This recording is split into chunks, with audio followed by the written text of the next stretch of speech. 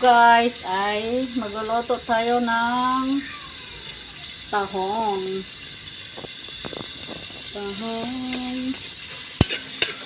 Yan, tuti-tuti lang guys yung bawang na may butter. Then ginger. Then kamatis guys.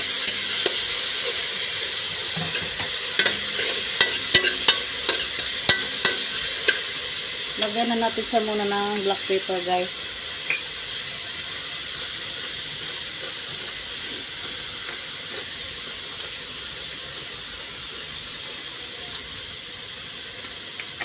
So, pagkatapos natin mag-saute-saute, ilagay na natin yung lalabas na yung katas ng ano. Ginisan natin. Ilagay na natin yung muscle, sahong,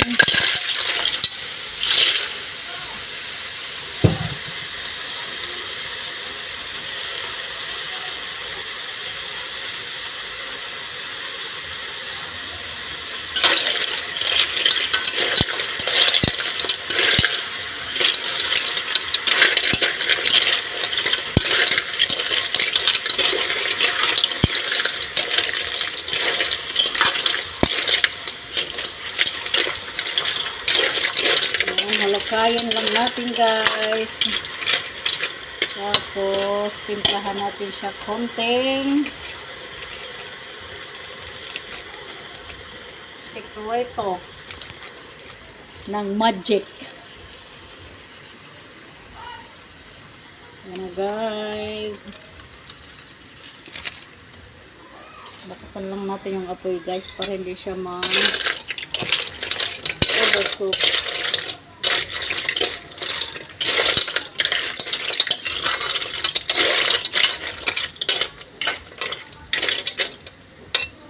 At hayaan lang muna natin siya guys ng mga 1 minute.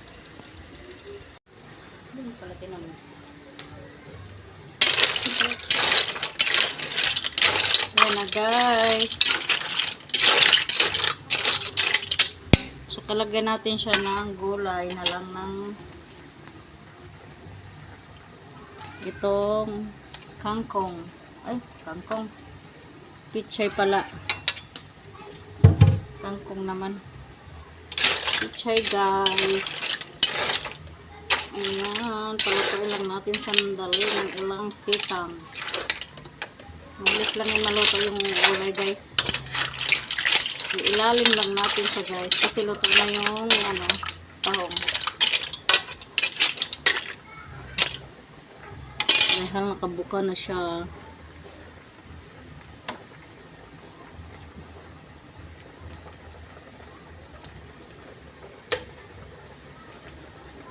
Luto na to guys. Ayan, luto na.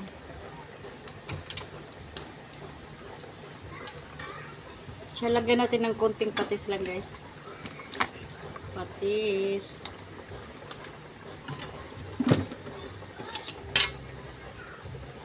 Ayan guys. Luto na guys. Tara, let's eat na. Mag-plating na tayo guys. Ayan na guys. Ready to eat na. Ayan. Panghimagas din natin tong saging. Pero kumain na tayo ng saging. Mas maganda kasi kumain ng saging bago kumain. Ayan. Let's eat na guys. Ayan yung prito nating baboy. Let's eat na guys. Thank you for watching. God bless us all. This is Rokishy Bib's Heart. I love you guys. Ingat ang lahat.